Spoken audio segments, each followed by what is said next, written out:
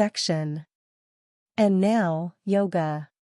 Patanjali's Yoga Sutras, one of the most profound documents on the yogic sciences, begins with a strange line, and now, Yoga. A great document on life starts with just half a sentence. Why?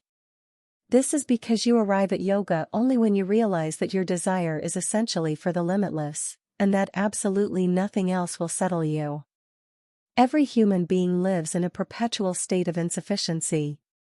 No matter who you are or what you have achieved, you still want a little more than what you have right now. This is human desire. But the fundamental desire within every human being is for boundless expansion. Most people are not aware of the nature of their longing. When their longing finds unconscious expression, we call this greed, conquest, ambition. When their longing finds conscious expression, we call this yoga. If you still believe that everything will be okay the moment you find a new girlfriend or boyfriend, get a raise, buy a new house or car, then it is not yet time for yoga. Once you've tried all those things and more, and clearly know that none of it will ever be enough, then you are ready. So now, yoga. What exactly is yoga? If you were to close your eyes and conjure an image, it would probably be one of bodies twisted into impossible postures. Bone bending, muscle knotting, teeth gnashing contortionism, that, for many, is yoga. The trend is changing nowadays to some extent, and many yoga studios also impart breathing techniques and meditation processes. So, for some people, the image of yoga might be one of serenely smiling faces and perfect bodies seated effortlessly in lotus position. But none of that is what we mean when we talk of the science of yoga. Yoga is not a practice. It is not an exercise. It is not a technique. The images in popular consciousness point to a Baudelarized form of yoga that has now pervaded the world. This is a travesty of a science of extraordinary grandeur and profundity that originated on the Indian subcontinent. The science of yoga is, quite simply, the science of being in perfect alignment, in absolute harmony, in complete sync with existence. The many fluctuations of the outside world have their impact on each one of us. But yoga is the science of creating inner situations exactly the way you want them. When you fine-tune yourself to such a point where everything functions beautifully within you, naturally, the best of your abilities will flow out of you. You have surely noticed that when you are happy, you always function better. You seem to have an endless supply of energy. You can go on, even without eating or sleeping. Just a little happiness liberates you from your normal limitations of energy and capability. When your body and mind are in a relaxed state, you are also free of several nagging ailments. Let's say you go and sit in your office with a headache. A headache is not a major disease. But just that throbbing can take away a whole lot of your capability at work and your enthusiasm for the job, and perhaps for life itself. A simple headache can turn what is most precious to you into a source of vexation or even misery. This also works conversely. When your loved ones are irritated with you, they invariably feign a headache. But with the practice of yoga, your body and mind can be maintained at the highest possible level of capability and efficiency. And yet, yoga is not just a self-help tool for greater mental and physical efficiency, and freedom from headaches. It is all that and much more. Modern science tells us that all of existence is just energy manifesting itself in different ways, and in different forms. This means that the same energy that can sit here as a rock can lie there as mud, can stand up as a tree, can run like a dog, or be here reading this book, as you. So, you are essentially a morsel of energy that is part of the much larger energy system of the universe. The cosmos is just one big organism. Your life is not independent of it. You cannot live without the world because there is a very deep moment-to-moment transaction between the two of you. Although everything in the universe is the same energy, it functions at different levels of capability in different forms. The same energy functions in one plant to create roses, In another plant it functions to create jasmine. With the same material with which people made earthen pots, we now make computers, cars, and even spacecrafts. It is the same material, we have just started using it for higher and higher possibilities. Essentially, natural evolution is a similar phenomenon. From the same material of this planet, what an incredible journey has been made, from an amoeba to a human being. It is the same with our inner energies. Yoga is the technology of upgrading, activating, and refining these inner energies for the highest possibilities. Suddenly, your capabilities reach a level of brilliance that you never imagined possible. An accidental and limited life turns near miraculous. But yoga performs an even deeper function than ensuring well-being at body, mind, and energy levels. Literally, yoga means union. When you are in yoga, it means that in your experience, everything has become one. This is the essence of the science. This is also its deepest aim. What is this union? What unites with what? Right now, you are aware of someone called me and someone called the other. This me and other can be extended to groups of people, communities, and nations, but fundamentally me and other is the basis of conflict in the universe. The whole point of yoga is to bring you to an experience wherein, if you sit here, there is no such thing as you and me.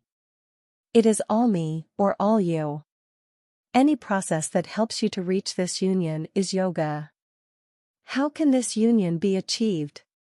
There are several ways. But let us start at the beginning, with our ideas of what constitutes an individual. If I were to start telling you things you did not know, you would have a choice, to believe or disbelieve me.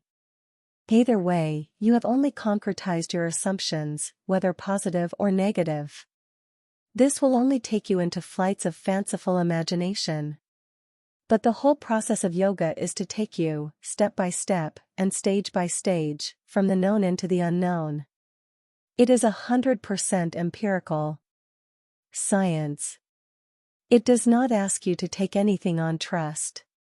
It urges you to experiment every step of the way. So, first let us look at what exactly you understand by the word myself. Right now, in your understanding, this you is constituted by your body, your mind, which includes your thoughts and emotions, and your energies. Your energies may not be in your experience currently, but you know them by inference. If your body and mind function as they do, there must be some kind of energy empowering them. These three realities, body, mind, energy, are what you know. They are also what you can work with. Yoga tells us that we are actually composed of 5 sheaths, or layers, or, more simply, bodies. As there is a medical physiology, there is a yogic one as well. It leads us from the gross to the subtlest levels of reality. Do you have to believe in it? No. But it is a useful place at which to start our exploration. Your fundamental area of work, however, is only with the realities that you are aware of. The first sheath or layer to which yoga draws our attention is the physical body, the anamaya kosha, or more literally, the food body. What you call the body right now is just an accumulated heap of food. It is the product of all the nourishment you have ingested over the years. That is how it gets its name. The second layer is the manomaya kosha, or the mental body. Today, doctors are talking a great deal about psychosomatic ailments. This means that what happens in the mind affects what happens in the body. This is because what you call mind is not just the brain. It is not located in any single part of the human anatomy. Instead, every cell has its own intelligence, so there is an entire mental body, an entire anatomy of the mind. Whatever happens in the mental body happens in the physical body, and, in turn, whatever happens in the physical body happens in the mental body. Every fluctuation on the level of the mind has a chemical reaction, and every chemical reaction, in turn, generates a fluctuation on the level of the mind. The physical and mental bodies are like your hardware and software. hardware and software cannot do anything unless you plug into quality power. So, the third layer of the self is the pranamaya kosha, or the energy body. If you keep your energy body in perfect balance, there will be no disease in your physical or mental bodies. Today there is scientific evidence to show that the impact of genetic memory on the human being is not absolute. Except the fundamental aspects of the DNA, everything can be changed, including the genetic trends of susceptibility to ailments. Infectious diseases happen because of external organisms, but chronic diseases are manufactured daily by human beings. When your energy body is in full vibrancy and proper balance, chronic diseases cannot exist in the body. I could introduce you to thousands of people who have gotten rid of their physical and psychological ailments just by doing certain simple yogic practices. These practices are not aimed at the disease. They are just aimed at bringing a certain harmony and vitality to the energy body. These are the three dimensions of the self you are aware of right now: the physical, the mental, the energetic. They are essentially physical in nature, though each is more subtle than the preceding one. It is like a light bulb, electricity, and light, all these are physical. One you can hold in your hand, the other you can feel, and the third takes a sensitive receptor, like the eye, to experience. But they are essentially physical, which is why you can experience them through your sense organs. However, there is a fourth layer, called the Vijnanamaya kosha, or the etheric body. Jnana means knowledge. Visheshjnana means extraordinary knowledge, that which is beyond the sense perceptions. This is a transient state. It is neither physical nor non-physical. It is like a link between the two. It is not in your current level of experience, because your experience is limited to the 5 sense organs which cannot perceive the non-physical. Those who report near-death experiences are those who could have slipped accidentally into this state. Such an experience occurs when, for some reason, people's physical, mental, and energy bodies have become feeble. If you learn to find conscious access to this dimension, there will be a quantum leap in your ability to know the cosmic phenomenon. There is also a fifth sheath, the Anandamayasha, which is beyond the physical entirely. Ananda means bliss. It has nothing to do with the physical realms of life. A dimension that is beyond the physical cannot be described or even defined, so yoga talks about it only in terms of experience. When we are in touch with that aspect beyond the physical, we become blissful. It is not that a bubble of bliss lies within your physical structure. It is just that when you access this indefinable dimension, it produces an overwhelming experience of bliss. But bliss is not a goal in itself. Once you touch this dimension of non-existence, blissfulness is guaranteed. In this state, you are no more an issue in your own life. When you are no more an issue, you can fearlessly explore the beyond. When you touch this dimension beyond definition, the impact of time and space is obliterated. This accounts for the many stories of yogis sitting unmoving for incredibly long periods of time. This is possible not because of physical endurance, but because in these states, they are not available to the process of time. They have touched a dimension beyond all the contradictions of here and there, now and then, a limitless ocean of emptiness where there is neither bondage nor freedom, an existence beyond existence. Yoga does not ask you to work with anything other than what you know. It simply tells you that if the physical, mental, and energy bodies are perfectly aligned, you will find access to the bliss body. But your work, as we said before, is only with the first 3 bodies. When it comes to external realities, each human being is differently capable. What one does, the other may not be able to do. But when it comes to inner realities, all of us are equally capable.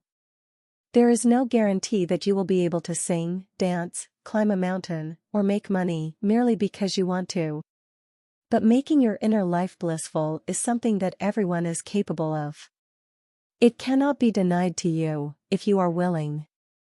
Once you master certain basic yogic technologies of inner well-being, your journey through life becomes absolutely effortless. You are able to express yourself at your fullest potential without any stress or strain. You can play with life whichever way you want, but life cannot leave a single scratch upon you. So, to experience well-being, all you need is a certain mastery over these three dimensions of body, mind, and energy. Being successful in the world depends on your ability to harness these dimensions, according to the needs of your life situations and the activity you want to perform. But yoga is also the science of aligning these three dimensions so that you reach the ultimate state of ecstatic union with life itself. How does one reach this ultimate union? Yoga tells us there are a few fundamental ways. If you employ your physical body to reach this ultimate union, we call this karma yoga, or the yoga of action. If you employ your intelligence to reach your ultimate nature, we call this jnana yoga, the yoga of intelligence. If you employ your emotions to reach your ultimate nature, we call this bhakti yoga, the yoga of devotion. And if you use your energies to reach the supreme experience, we call this kriya yoga, the yoga of transforming energies. Every human being is a unique combination of the same ingredients. All these aspects, karma, jnana, bhakti, kriya, have to function in an integrated way, if one wants to get anywhere. If these four dimensions, body, mind, emotion, energy, don't walk together, you will be one big mess. Once it happened, 4 men were walking in the forest. The first was a jnana yogi, the second was a bhakti yogi, the third was a karma yogi, and the fourth was a kriya yogi. Usually, these 4 people can never be together. The jnana yogi has total disdain for every other type of yoga. His is the yoga of the intellect, and typically, an intellectual has complete disdain for everybody else, particularly these devotional types who look upward and chant God's name all the time. They look like a bunch of idiots to him. But a bhakti yogi, a devotee, thinks all this jnana, karma, and kriya yoga is a waste of time. He pities the others who don't see that all you need to do is know that God exists, hold his hand, and walk in trust. All this mind-splitting philosophy, this bone-bending yoga, is absurd to him. Then there is the karma yogi, the man of action. He thinks all the other types are just plain lazy. Their lives are pure self-indulgence. But the kriya yogi is the most disdainful of all. He laughs at everyone. Don't they know that existence is just energy? If you don't transform your energy, whether you long for God or for anything else, nothing is going to happen. There can be no transformation. These 4 people customarily cannot get along. But today they happen to be walking together in the forest. Suddenly, a storm broke out. It grew fierce. The rain started pouring down relentlessly. Drenched to the skin, the 4 yogis started running, looking desperately for shelter. The bhakti yogi, the devotion man, said, "There's an ancient temple in this direction. Let's go there." As a devotee, he was particularly familiar with the geography of temples. They ran in that direction. They came to an ancient temple. All the walls had crumbled long ago, just the roof and 4 columns remained. They rushed into the temple, not out of any love for God, but just to escape the rain. There was a deity in the center. They ran toward it. The rain started lashing from every direction. There was no other place to go, so they moved closer and closer. Finally, there was no alternative. They just sat down and embraced the idol. The moment these 4 people hugged the idol, suddenly God appeared. In all their minds the same question arose: why now? They wondered. We expounded so many subtle and arcane philosophies, worshipped at every possible sacred shrine, great and small, selflessly served so many people, did so much body-breaking penance, but you never showed up. Now when we're just escaping the rain, you turn up. Why? God said, "At last you 4 idiots got together. Yoga is, quite simply, the science of bringing the four idiots together. Right now, for most people, these four dimensions are aligned in different directions. Your mind is thinking one way, your emotions pull you another way, your physical body another way, your energy another way. This makes you a potential calamity, an accident waiting to happen. You are being hijacked, you are being pulled apart, in four different ways. It is now time to plunge into the adventure of self-alignment, into the remarkable empirical system that is yoga, one that enables you to be both alchemist and experiment, subject and object at the same time. And so, the next section of this book turns pragmatic. Having mapped the terrain, we now embark on a real journey, a conscious journey of self-discovery and self-reclamation. We will explore the nature and possibilities of the first three yogic layers, or sheaths, namely, body, mind, which includes thought and emotion, and energy. It will also introduce you to strategies by which you can turn each of these layers into a tool for transformation, an instrument of knowing. The problem is that religious nuts around the world have exported everything that is beautiful about a human being to the other world. If you talk of love, they speak of divine love.